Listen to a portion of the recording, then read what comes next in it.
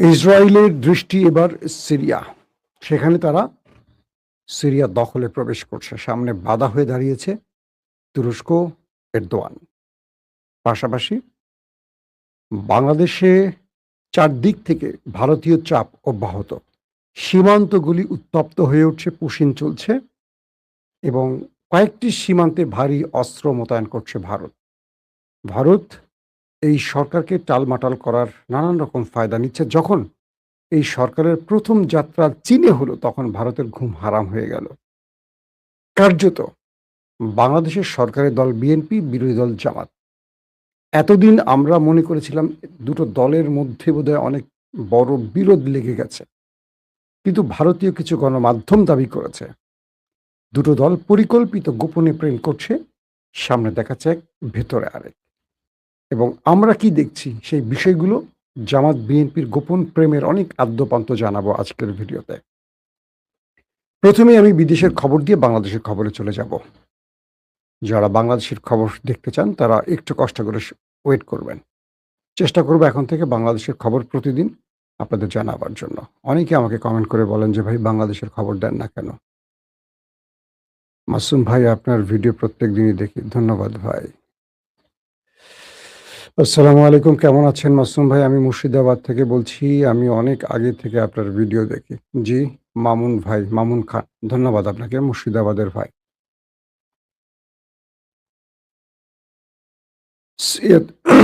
Israel হেরে গেল ইরানে, কারণ আমেরিকা ইরানের সাথে চুক্তি করলো।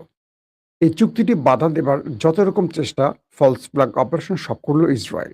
কিন্তু আমেরিকা ইসরায়েলকে এই যাত্রায় পাত্তা দিল না, কারণ আমেরিকা, ট্রাম্প তার রাজনীতির শেষ প্রান্তে এসে দাঁড়িয়েছেন। মধ্যবর্তী নির্বাচনে হেরে যেতে পারেন শঙ্কায় ইরানের সাথে একটা মুচলেখা সাইন করলেন, যার নাম শান্তি চুক্তি। তারপর তাদের চোখ পড়ল লেবাননে। লেবানন দখল করলেন, প্রচুর 3 থেকে 3,500 মানুষকে মারলেন নেতানিয়াহু। ইরান পাল্টা অ্যাটাক করে ইসরায়েলকে আবার লণ্ডভণ্ড করলো এবং চুক্তি ভেঙে দিয়ে অ্যাটাক করলো মার্কিন ঘাঁটিতে ইরান। আমেরিকা বলল, আমার কি ভুল? হ্যাঁ, তোমার ভুল, তোমার ছোট ভাইকে শায়েস্তা করো, থামাও। যদি লেবাননে হামলা হয় এবং লেবানন থেকে সেনা প্রত্যাহার না হয়, আমি ইসরায়েলকে টার্গেট করব। নেতানিয়াহুর উপর ট্রাম্পের চাপ আসলো। এখন ধীরে ধীরে লেবানন থেকে সেনা সরাতে শুরু করেছে ইসরায়েল। পাশাপাশি লেবাননে অ্যাটাক করছে ইসরায়েল, আবার হিজবুল্লাহ অ্যাটাক করছে, কিন্তু বড় পরিসরে নয়, ছোট পরিসরে। বাট যেসব অঞ্চল দখল করেছিল আস্তে আস্তে ছাড়তে চেষ্টা করছে বা ছাড়তে শুরু করেছে ইরানের চাপের কারণে, ট্রাম্পের নির্দেশক্রমে। এখন নেতানিয়াহু আসলে কি করবে? তিনি থেমে থেমে গাজাতে অ্যাটাক করছেন। প্রতিদিনই গাজাতে কম বেশি মানুষ মারা যাচ্ছে। তার যুদ্ধ শেষ হয়ে গেলে তাকে চলে যেতে হবে জেলখানায়, কারণ তার দুর্নীতির মামলা চলছে আদালতে। তাহলে নতুন ফ্রন্টে আরেকটা যুদ্ধ, অক্টোবর নির্বাচন। অক্টোবরে নির্বাচন হলো ইসরায়েলের। এই সময়ের মধ্যে তার জনপ্রিয়তা ফেরত আনতে গেলে তাকে এমন কিছু করতে হবে যেটা নরেন্দ্র মোদী করে। দেখবেন ভারত প্রতিটি নির্বাচনের আগে পাকিস্তানের সাথে একটা উত্তেজনা তৈরি করবে। কখনো পুলওয়ামা, কখনো পেহেলগাঁও, কখনো কাশ্মীর, কখনো এটা, কখনো ওইটা। মানে এই দলগুলো তার দেশের মানুষকে বোকাচোদা ভাবে। হুম, ডট ডট ডট শব্দটা বলে ফেললাম। প্রতিবার খেয়াল করবেন, মিথ্যা বলছি কিনা, যখনই নির্বাচন আসবে নরেন্দ্র মোদী পাকিস্তানের সাথে একটা উত্তেজনা তৈরি করবে। কিভাবে? নিজেই তার গোয়েন্দা বাহিনী দিয়ে ভারত এটা অ্যাটাক করবে, করে বলবে এটা পাকিস্তান করছে। তারপর উত্তপ্ত পরিস্থিতি, দুই সীমান্তের মধ্যে টুকটাক হবে, কিছু স্ট্রাইকের ঘটনা ঘটবে, ওইটা দিয়ে নির্বাচনী বৈতরণী পার হয়ে যাবে নরেন্দ্র মোদী। ব্যাস। এটা আমি বলছি না, এটা কে বলছে? এটা রাহুল গান্ধী বলছে। বলছে নির্বাচনের আগেই কেন পাকিস্তানের সাথে ভারতের এই পরিস্থিতি তৈরি হয়, নরেন্দ্র মোদীর কাছে জানতে চায়। সেখান থেকে আমি বললাম। এখন তিনি দেখলেন যে লেবাননে বেশি কিছু করতে পারবেন না, কারণ ট্রাম্প চোখ বড় করে তাকিয়ে আছে নেতানিয়াহুর দিকে। তাই তার দৃষ্টি পড়ল এবার সিরিয়াতে। সিরিয়াতে সীমান্ত অঞ্চল দিয়ে কয়েকটি শহরে ঢুকে পড়ছে ইসরায়েলি সেনা। আবার সিরিয়ার জনগণ পাথর দিয়ে রাস্তা ব্যারিকেড তৈরি করে তাদের বাধা দিচ্ছে। তাদের উপর ফাঁকা গুলি করা হচ্ছে, দু একজন মারাও গেছে শোনা গেছে। এবং সিরিয়ার সেই বিপ্লবী জনতা পাথর নিয়ে তাদের বাধা হয়ে দাঁড়িয়েছে। ইতিমধ্যে সিরিয়ার অন্তর্বর্তীকালীন সরকারের প্রধান আহমেদ আল সারার জোলানি তিনি বলছেন ইসরায়েলের উদ্দেশ্যে এবং আন্তর্জাতিক বিশ্বের কাছে যে আমরা আপনাদেরকে বলছি ইসরায়েলকে থামান। আমরা একটা লম্বা যুদ্ধ শেষ করে সিরিয়াকে শান্তির দিকে নিচ্ছি, কিন্তু প্রতিবেশী একটি দেশ মানে ইসরায়েল নতুন করে এখানে উত্তপ্ত করতে চাইছে। আমরা নতুন রক্তপাত চাই না, তবে তাদের স্মরণ করে দিতে চাই যে সিরিয়ানরা বাশার আল আসাদের পতন ঘটিয়েছে, আরও যেসব দানবদের পতন ঘটিয়েছে তারা ঘরে ফিরে যায়নি, তারা জাগ্রত আছে। আমরা চাই না নতুন করে এই অঞ্চলে আবার লড়াই শুরু হোক। যদি লড়াই করতে হয় তবে লড়াইটা আমরা শেষ পর্যন্ত করব। আহমেদ আল সারার কথা। ইসরায়েল কেন সিরিয়া নজর দিয়েছে? সিরিয়া এখন পুনর্গঠনে কাজ চলছে।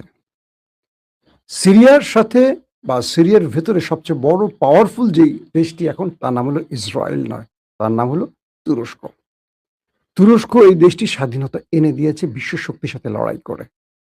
তুরস্কের সাথে ট্রাম্প সরকারের যথেষ্ট ভালো সম্পর্ক। মনে রাখবেন, ভ্লাদিমির পুতিন এবং এরদোয়ানকে ট্রাম্প বন্ধু সম্বোধন করেন। যত বিরোধ হোক রাশিয়ার সাথে, তাদের মধ্যে একটি যোগাযোগ আছে, থাকে। যেমন আমি দুটো তথ্য দিই। নেতানিয়াহু ট্রাম্পকে ফোন করে বললেন যে এরদোয়ান সিরিয়া দিয়ে ইসরায়েল দখলে আসতে পারে, কিছু অঞ্চল আমাকে দিতে হবে। মিস্টার ট্রাম্প, আপনি এরদোয়ানকে কন্ট্রোল করেন, এরদোয়ান আমার দিকে এগিয়ে আসছে। ট্রাম্প বলছেন, আমি আমার লাইভে বলেছিলাম একদিন বলে, নেতানিয়াহু তুমি ট্রাম্পের এরদোয়ানের দিকে নজর দিও না। সে প্রতিটি ফ্রন্টের যুদ্ধে বিজয় লাভ করেছে। সে একজন ডাকসাইটে বর্ষিয়ান রাজনৈতিক নেতা এবং আমার বন্ধু মানুষ। তার ব্যাপারে সংযত থাকো। পুতিনকে ফোন করেছেন মিস্টার নেতানিয়াহু যে আপনি সিরিয়া ছেড়ে যাবেন না। মিস্টার পুতিন, আপনি চলে গেলে পুরো সিরিয়া কবজা করে তুরস্ক ইসরায়েলে ঢুকে পড়বে। পুতিন বললেন নেতানিয়াহুকে, মিস্টার নেতানিয়াহু, এরদোয়ান এমন মাপের একজন নেতা যাকে টক্কর দিতে হলে আপনাকে আরো অনেক দূর যেতে হবে। এই মুহূর্তে তার সাথে টক্কর দেওয়ার যোগ্যতা অনেকেরই নেই। এবং সিরিয়াতে রাশিয়া থাকবে কি থাকবে না সেটা এরদোয়ানের উপরে নির্ভর করে, আমার ইচ্ছার উপর নয়। অতএব তার ব্যাপারে নাক গলাবেন না, তাহলে সেটা ভালো হবে না। ব্লাব ব্লাব টাইপের একটু আগের কথা ভুলে গেছি, কিছু শব্দের একার ওকার হতে পারে। অর্থাৎ দুই বিশ্ব নেতা এরদোয়ান সম্পর্কে তার মূল্যায়নটা দিলেন নেতানিয়াহুকে। তো সেই নেতানিয়াহু এবার সিরিয়া নজর দিচ্ছেন, যেখানে এরদোয়ান দাঁড়িয়ে আছেন পাহারায়। এরদোয়ান তার জাতিকে আজকে বললেন, আপনারা প্রস্তুত নেন লিবিয়া রক্ষায়, আপনারা প্রস্তুতি নেন সিরিয়া রক্ষায়, আপনারা প্রস্তুতি নেন ফিলিস্তিন রক্ষায়, যেভাবে ওসমানীরা বিশ্ব মুসলিমকে রক্ষা করেছে। পৃথিবীর নির্যাতিত সকল মুসলমান আপনাদের দিকে তাকিয়ে আছে। আপনাদের ওইসব দখলদারদের বিরুদ্ধে, শিশু খুনিদের, যারা শিশুদের হত্যা করে গাজাতে, তাদের বিরুদ্ধে আমাদের প্রস্তুতি নিতে হবে। এরদোয়ানের এই বক্তব্যগুলো স্পষ্ট হয়ে যাচ্ছে তুরস্ক একটা বড় পরিকল্পনার দিকে যাচ্ছে। কারণ তুরস্কের মধ্যে হিউজ ইসরায়েল প্রেমী আছে। তুরস্কের মধ্যে কিন্তু আমাদের দেশের মতো ফিফথ কলাম আছে। ধরেন আমাদের দেশে বামরাম আছে না, যেমন মঞ্জুরুল আলম পান্না, আনিস আলমগীর। মঞ্জুরুল আলম পান্না কিন্তু আমার খুব ঘনিষ্ঠ বন্ধু ছিল, আমরা একসাথে টেলিভিশনে কাজ করেছি, 21 টিভিতে। আওয়ামী লীগ পিরিয়ডে আমি জানতাম সে খুলনা ছাত্রলীগ করতো, কিন্তু তার মধ্যে আমি দলকানা প্রভাবটা দেখিনি। আমি একটু পরে কথাগুলো বলবো, সেদিকে এখন না যাচ্ছি। তো সেই তুরস্ক এখন সিরিয়াকে রক্ষায় দাঁড়িয়ে গেছে ইসরায়েলের সামনে। ইসরায়েলকে সরাসরি হুঁশিয়ারি দিয়েছে এরদোয়ান, বলছে তুমি যেখানে আসছো সেখান থেকে ফিরে যাও, তোমাকে ফিরে যেতে হবে। জোলানি বলেছে তুমি এটাকে লিবিয়া গাজা ভেবো না, তোমাকে ফেরত যেতেই হবে, আমরা আমাদের ভূমিতে তোমাকে থাকতে দেব না। তুমি কয়দিন ঢুকে কয়দিন এখানে থাকতে পারো, পিকনিক করো, ফেরত যেতে হবে তোমাকে। তার মানে এই নতুন করে সিরিয়া নিয়ে ইসরায়েলের যে পরিকল্পনা, এটা খুব ভয়ঙ্কর রূপ নিচ্ছে। দর্শক, এদিকে আর যাবো না, আসেন বাংলাদেশের খবর, অনেকগুলো গুরুত্বপূর্ণ ইস্যু আছে, সেটা আগে বলি। বিএনপির তারেক রহমান ক্ষমতা আসার পর ভারত ক্রমান্বয়ে এই সরকারের উপর চাপ তৈরি করছে, কারণ তাদের প্রিয় নেত্রী শেখ হাসিনা বাংলাদেশে নেই। প্রথমে তারা মনে করেছিল তারেক রহমানকে দিয়ে কিছু কাজ করিয়ে নেবে, কিন্তু তারেক রহমান যখন পাকিস্তান এবং চীনের সাথে সম্পর্ক বৃদ্ধিতে নজর দিচ্ছে, তখনই ভারতের ঘুম নষ্ট হয়ে গেছে বা তাদের স্বপ্ন ভঙ্গ হয়েছে। আমরা দেখছি অব্যাহতভাবে বাংলাদেশের ফিফথ কলাম অ্যাক্টিভ কাজ করছে। যখন চীন সফর করলেন তারেক রহমান, তখন আমাদের দেশের ভেতর থেকে প্রথম আলো গ্রুপের যে চামচারা, প্রথম আলো এখন কোন পজিশনে আছে সেটা আমরা এখন বলবো না, অনেকে মাঠে নেমে গেছে। হঠাৎ করে ইস্যু আসলো, তুর আগে অনেক আওয়ামী লীগ ছাত্রলীগের লাশ পাওয়া গেল। একটা লাশ আমরা চোখে দেখিনি, গণমাধ্যম কর্মীরা, মঞ্জুরুল আলম পান্না, আনিস আলমগীরদের মতো অনেকে এটাকে, গুজবটাকে আরো প্রকাশ্যে আনছেন। সরকারকে বলবো দ্রুত তাদের ব্যবস্থা নেন। মঞ্জুরুল আলম পান্নার ফেসবুক পোস্টগুলো আমি দেখি আর অবাক হই। তিনি বিশ্বাসঘাতক মীর জাফর ইউনূসকে বলছেন। ইউনূস কি করেছে? ইউনূসের সময়টাকে একবার চিন্তা করেন। একটা ক্রুশিয়াল টাইমে তিনি ক্ষমতায় বসছেন এবং মানুষকে স্বস্তি দিয়েছিলেন। কিন্তু 15.5 বছরে মানুষের নাভিশ্বাস তুলে দিয়েছিল শেখ হাসিনা। তখন এই পান্নার একটা কথা বলে না।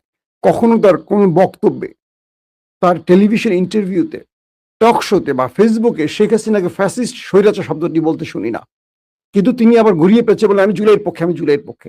এসব নাদান, এসব কি বলবো, বলদা মার্কা, কি বলবো, রাজনৈতিক অনভিজ্ঞ লোকগুলোকে নিয়ে আমাদের টেলিভিশন আবার দাওয়াত করে। কারণ আওয়ামী লীগের লোক পাচ্ছেন, এখন তাদেরকে ডাকছে। তারা মনে করছে তারা 1-1.5 মাস জেল টেল খেটেছেন, আওয়ামী লীগ আসলে তারা মন্ত্রী এমপি হয়ে যাবেন, ওই লোভে আছে।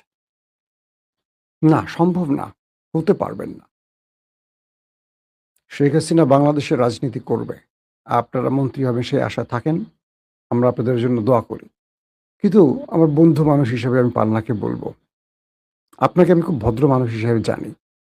আমার টেলিভিশনের কলিগদের মধ্যে আপনি একজন ভদ্রলোক ছিলেন। আপনার প্রতি আমার ভালোবাসা আছে। কিন্তু একটা অবাক লাগে, দেশের আগে একটা দলকে আপনি গুরুত্ব দিচ্ছেন কেন? আপনি ৭১ নিয়ে অনেক বেশি কথা বলেন, একটু কমান। ৭১-এর নাম করে আর সুবিধা নেওয়ার চেষ্টা করে না, দেশটাকে বিভাজিত করে ফেলেছেন। এখন দেশ গড়ার টাইম, এখন দেশটা গড়তে হবে। শুধু ৭১ দিয়ে বিভাজন তৈরি করে না, ৭১ দিয়ে দেশটা গড়তে হবে, সেদিকে আসেন। সীমান্তে চরম আকারে উত্তেজনা তৈরি করছে, কয়েকটি সীমান্তে ভারী অস্ত্র মোতায়েন করছে ভারতীয় সেনারা। উশিনের চেষ্টা চলছে। দুদিন পর পর দেখছি বিএসএফ বিজিবির মধ্যে লড়াই চলছে। বিজিবির পাশে দাঁড়িয়েছে, মানে আমাদের বর্ডার পাশে দাঁড়িয়েছে আমাদের জনতা।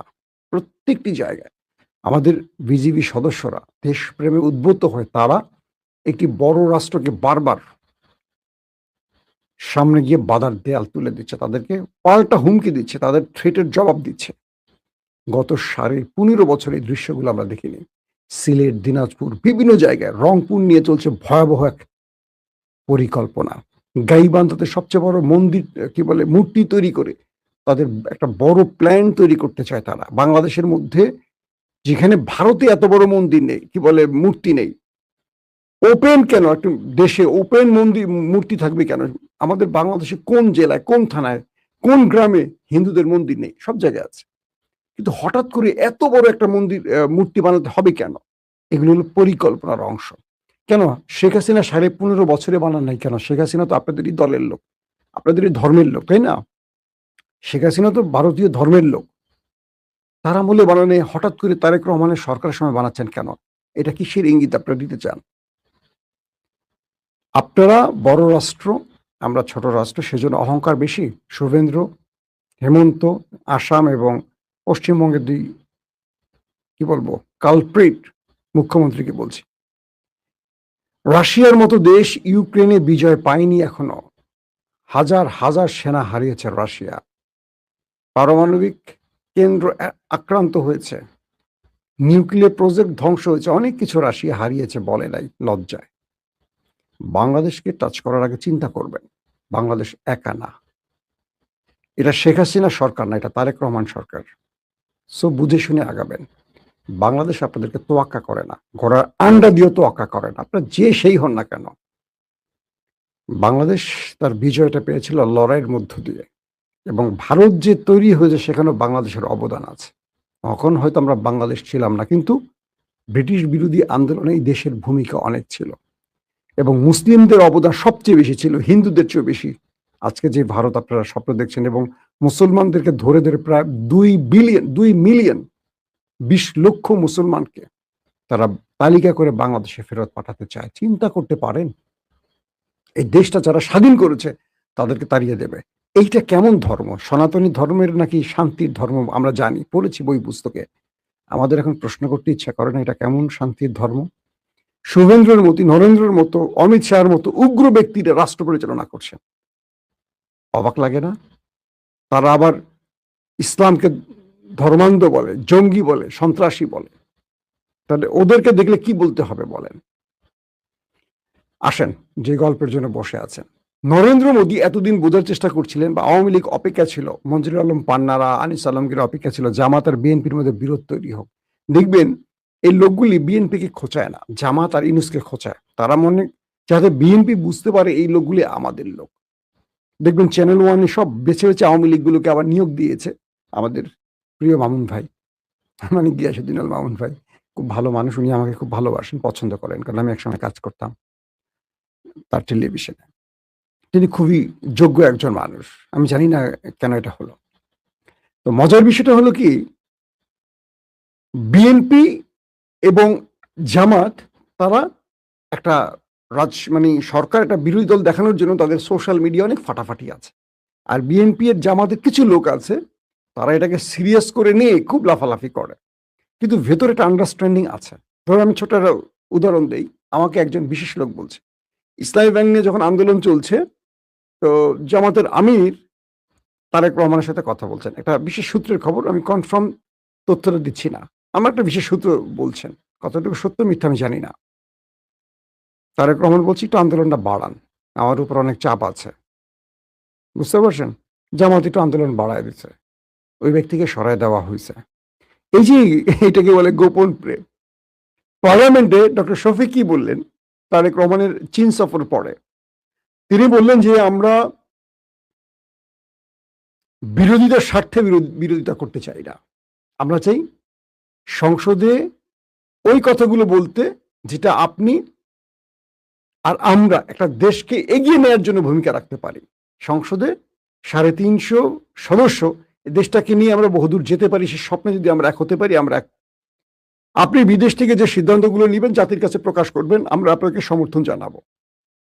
ডক্টর শফিক কি বললেন? তারেক রহমানের প্রশংসা করলেন, চীন সফরে যে অর্জনগুলো প্রত্যেকটি প্রশংসা করলেন ধরে ধরে। বাংলাদেশের ইতিহাসে এই প্রথম আমরা দেখলাম সরকারি দলকে বিরোধী দল প্রশংসা করছে।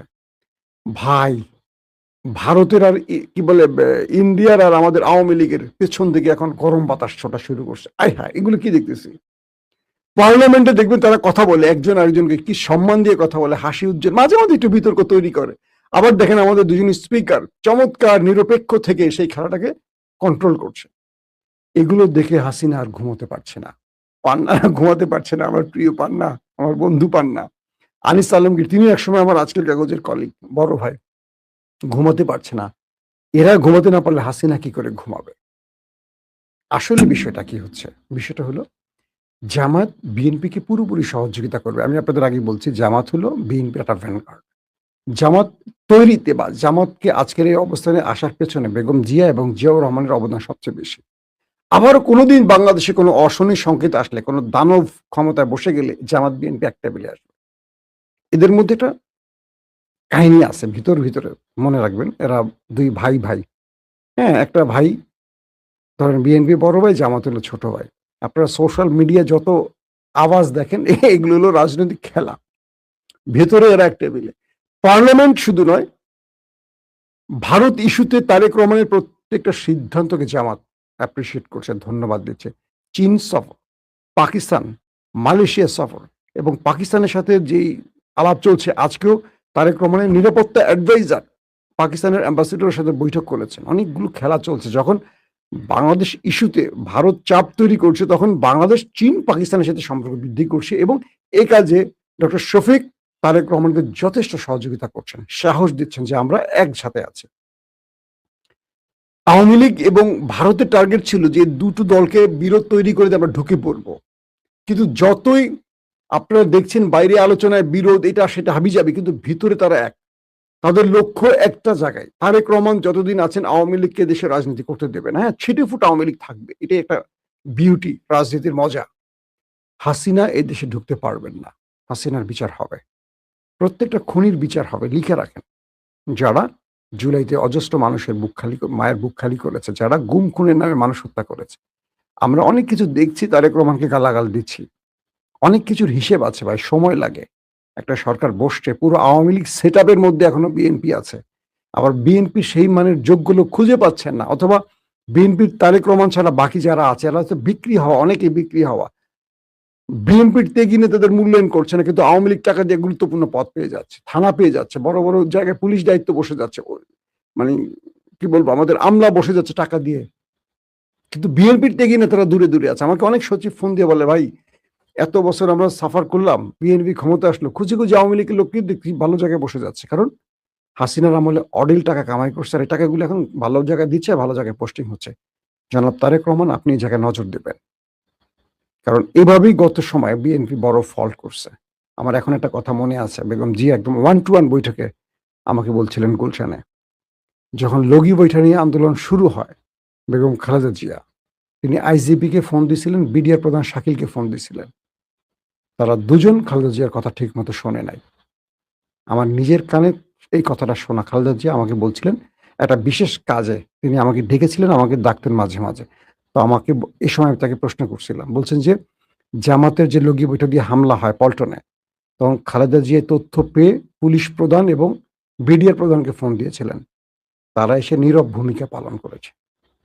আওয়ামী লীগের এই লাশের নিত্য সাপের মতো পিটিয়ে মারার দৃশ্য তারা দেখছে, কিছু করতে পারে নাই বা করে নাই।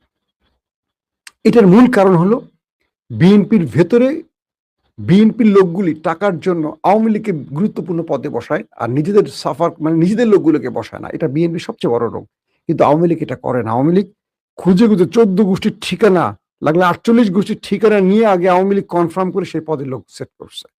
এটা হলো আওয়ামী লীগ। তো এখন নরেন্দ্র মোদী আর শেখ হাসিনা যে স্বপ্নে ছিল যে বিএনপি জামাতের মধ্যে একটা বিরোধ তৈরি করে দিয়ে আওয়ামী লীগকে আবার বাংলাদেশে ইনপুট করবে, এটা আর হচ্ছে না। ক্রমান্বয়ে তারা দেখছেন যে জামাত আর বিএনপি যতটাই আলোচনায় আসছে, যতটাই আন্দোলন সংগ্রাম করছে, কিন্তু দিন শেষে তাদের মূল জায়গা তারা এক। ডক্টর শফিক জামাতকে বলে বিএনপিকে বলেছে যে দেশ রক্ষায় বিএনপিকে বলছে আমরা আপনার পাশে আছি, দেশ বিরোধী কোনো সিদ্ধান্ত আপনি নিলে আমরা আপনার বিরুদ্ধে দাঁড়াবো, কিন্তু যেটা দেশের পক্ষে তার জন্য সরকারকে টিকিয়ে রাখার জন্য বিরোধী দল বলছে এই সরকারকে টিকিয়ে রাখার জন্য যা করা লাগে আমরা করব। আমরা এই সরকারের প্রত্যেকটা ভালো সিদ্ধান্তের সঙ্গে আছি, আমরা পূর্বের কোনো বিরোধী দল নয়। এটা আমাদের স্পিকারও বলছেন যে এমন বিরোধী দল এই প্রথম বাংলাদেশে দেখা গেছে। তার মানে নরেন্দ্র মোদী পুরোপুরি হতাশ। প্রথমত চীন সফরে হতাশ, বাংলাদেশের সাথে পাকিস্তানের ভিতরগত প্রকাশ্যে যে সম্পর্ক চলছে, আসা যাওয়া চলছে, দুই দেশের সেনাবাহিনীর মধ্যে আসা যাওয়া চলছে, পুরোপুরি হতাশ ভারত। এবং সীমান্ত উত্তেজনা বাড়াচ্ছে, দুই দিক থেকে পুশিনের মাত্রা বাড়াচ্ছে। আবার বিজিবি বিএসএফ কে যেভাবে ট্যাকেল করছে, পা ধরে ক্ষমা চাচ্ছে, টেনে হিস্ট্রি নিয়ে যাচ্ছে, ঘটনা দেখছেন আপনার ভিডিওতে, এগুলো তারা হতাশ হচ্ছে। এখন তারা নতুন করে হিন্দু কার্ড খেলতে চায়। দুটো কথা দিয়ে শেষ করবো। এক, আওয়ামী লীগকে সহজে ছাড় দেওয়া যাবে না, কারণ আওয়ামী লীগ জামাত আর ইউনূসকে গালাগালের নাম দিয়ে বিএনপির প্রিয় হয়ে ঢোকার চেষ্টা করছে। এরা কিন্তু বিএনপিকে ধরবে পরে, এখন বিএনপির বিরুদ্ধে বলে না, কারণ বিএনপির বিরুদ্ধে বলে ধোলাই খাবে অথবা জেলে যাবে। কিন্তু এদের উদ্দেশ্য হাসিনাকে নতুন করে বাংলাদেশে নামানো, number one. Number two, Hindu card খেলছে চৈতালি অ্যাডভোকেট, মূর্খ চৈতালিদের মতো কিছু ব্যক্তিরা, এরা সব শেখ হাসিনার লোক, সোশ্যাল মিডিয়া প্রমাণ পেয়েছেন। এদেরকে নামাচ্ছে, এদেরকে কিছু করলে ভারত হিন্দু উপর নির্যাতন ইস্যুতে কিছু একটা করতে চাইবে, কিন্তু পুরো ভারতবর্ষে মুসলমানদের উপর যে নির্যাতন চলছে এটা নিয়ে নরেন্দ্র মোদীর দল একদম চুপ। সংখ্যালঘু নির্যাতন কোথায় হয়, ভারতে না বাংলাদেশে? ভারতে। কিন্তু তারা বাংলাদেশটাকে বড় ইস্যু তৈরি করার চেষ্টা করছে। সো আমার কথা হলো যে বাংলাদেশের প্রতিটি মানুষ এখন যে কোনো বিষয়ে সিদ্ধান্ত নেবেন বুঝে শুনে। এবং জামাত বিএনপিকে বলবো, ওপার ক্ষেপে আছে, ওপার আমাদের মধ্যে বৈষম্য বা আমাদের মধ্যে বড় কোনো বিরোধ তৈরি করতে চাইছে। এটা যেন দুই দলের কোনো বিশ্বাসঘাতক, বিএনপি এবং জামাতের মধ্যে থাকা কোনো বিশ্বাসঘাতক নতুন মাত্রায় যুক্ত না করে হাসিনাকে বাংলাদেশে আনা বা ভারতীয় এজেন্ডা বাস্তবায়নে সহযোগিতা করতে না পারে, সেই জন্য আমাদের সবাইকে সজাগ থাকতে হবে এবং প্রতিটা সীমান্তে আমাদের বিজিবির ভাইদের পাশে দাঁড়াবেন আমাদের দেশপ্রেমিক জনতা। প্রত্যেকটি এলাকায়। মনে রাখবেন, বিজিবির ভাইরা একা না, আমরা